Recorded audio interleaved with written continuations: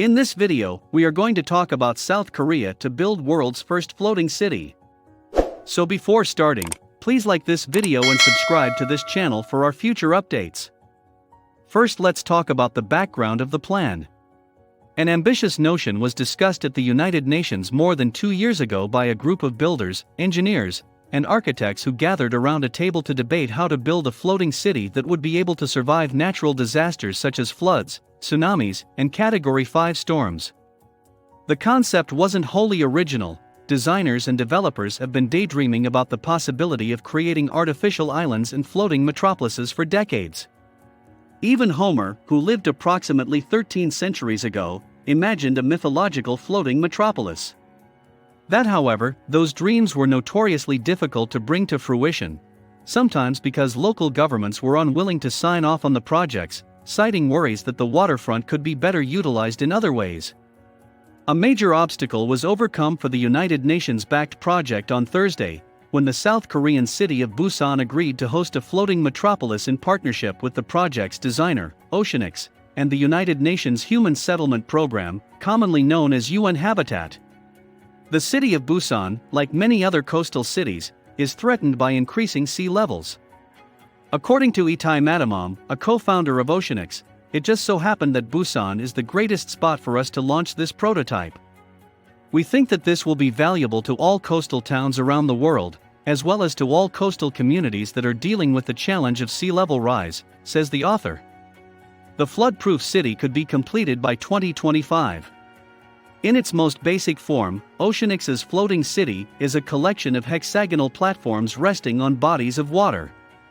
Hexagons are usually regarded as one of the most energy-efficient architectural designs, since they allow for the effective use of both space and materials. Consider the ordered interior of a beehive, which is simply a network of interlocking hexagons arranged in a grid pattern. The platforms of the city would be strengthened with a limestone coating that would be 2 to 3 times as durable as concrete while remaining buoyant. When submerged minerals are exposed to an electric current, the substance is formed. Because of the presence of that current, it grows stronger over time and has the ability to repair itself, allowing it to resist severe weather conditions. The ultimate goal is to create a flood-proof metropolis that rises with the tides and produces its own food, energy, and freshwater on a self-sufficient basis. Shellfish, kelp, and other types of seafood might be kept in cages underneath the platforms. Aquaponic systems, on the other hand, may use fish feces to nourish plants. However, the design is still in the early stages, and Oceanix has not yet finalized the scale of the city. Matamom stated that her team would cooperate with local designers in South Korea in order to modify the prototype to the specific needs of the local community there. Oceanix intends to present the results of those efforts at a second UN roundtable in April, according to her statement. From there, the team would begin engineering the platforms and getting consent for their construction to begin immediately. The anticipated cost of $200 million, which is subject to change based on the final design and materials, is subject to change. Busan is vulnerable to flooding from typhoons. According to Matamom, Busan, a city of 3.4 million people, is home to one of the world's busiest ports, which means local builders and engineers are familiar with the challenges of developing along the water. According to the plan, the development would serve as a blueprint for future floating towns throughout the world. As global temperatures rise, both hurricanes and floods are becoming more frequent and strong in their destructive power. According to a recent study conducted by Climate Central, a non-profit research organization, the worst-case scenario 4 degrees Celsius of warming would result in the loss of most of the populated areas of at least 50 major cities over the next 200 to 2,000 years as a result of rising sea levels over the next 200 to 2,000 years. Coastal cities like Busan are particularly vulnerable. Despite the fact that the water surrounding Busan is typically calm, the city has been battered by a number of typhoons in the last decade, including Typhoon Chaba, which flooded the city in 2016, and Typhoon Kongray, which caused 55,000 power outages in Busan in 2018. Matamom stated that UN Habitat would collect information on the development's progress in Busan. Her team aims to use the lessons learned to its next project, which is already in discussions with at least 10 other governments regarding the construction of more floating cities, according to Madamum. Environmental benefits. These floating cities would be built from scratch to be climate neutral and self-reliant, which provides a number of key environmental benefits. 1. Protection from natural disasters. Because they would be built on water, floating city structures would have a lower center of gravity, which would keep them safe from powerful waves, floods, tsunamis, and even storms if they were to be built on land.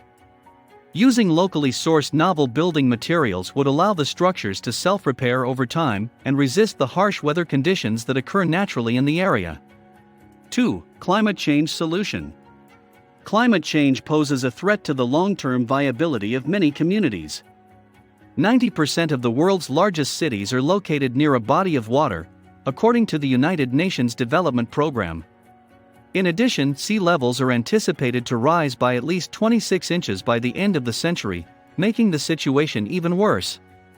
The buoyant design of floating cities would allow them to serve as safe and climate-resilient housing for flood-affected populations. A floating city's layout of platforms might also cast shadows on the surface of water, which could help to lower ocean temperatures, which have risen due to climate change. 3. Housing alternative for crowded cities. By 2030, it is expected that cities would house 60% of the world's population, according to estimates. As cities get increasingly crowded and living conditions become increasingly unlivable, urban planners are looking at novel housing solutions such as 3D printed dwellings to alleviate the situation. The newly discovered capability of constructing dwellings on the ocean's surface has the potential to enhance available housing space and aid in the depopulation of overcrowded cities. In addition to becoming more crowded, housing will become increasingly difficult to afford as cities grow in population. Local governments willing to invest in offshore housing would benefit from floating cities as a means of alleviating the housing shortage.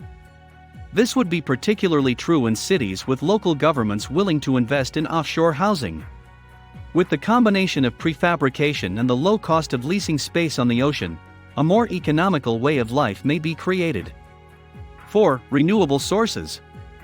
Solar energy, recycled water, and food production on-site would allow floating cities to be completely self-sufficient in energy and food production. In addition to providing an abundant and untapped source of both water and solar energy, the open ocean would also provide a new source of water and solar energy that could be harvested for use with new technology like as high-tech aquifers and purifiers. On-land farms and underwater gardens would allow floating villages to generate their own produce and food, allowing them to self-sufficiency. Through the production of the food required to feed their residents, these communities would be able to cut waste and transportation costs. 5. Low environmental impact. Finally, floating structures would be essential in lowering carbon dioxide emissions from the built environment. The Oceanic City design contains regulations that prohibit high-carbon emitting automobiles or trucks, including garbage trucks, from entering the city. The usage of pneumatic trash tubes would be substituted in order to transfer rubbish to a sorting facility where it would be recycled or repurposed. These floating settlements' close-knit form would make it easy to use driverless vehicles and drones to carry packages, as well as a shared route for passenger movement that would exclusively use environmentally friendly modes of transportation. What do you think of our video? Let me know in the comments section below. If you enjoy this video and want to hear from me again, be sure to hit that subscribe button before you go. Thanks for watching.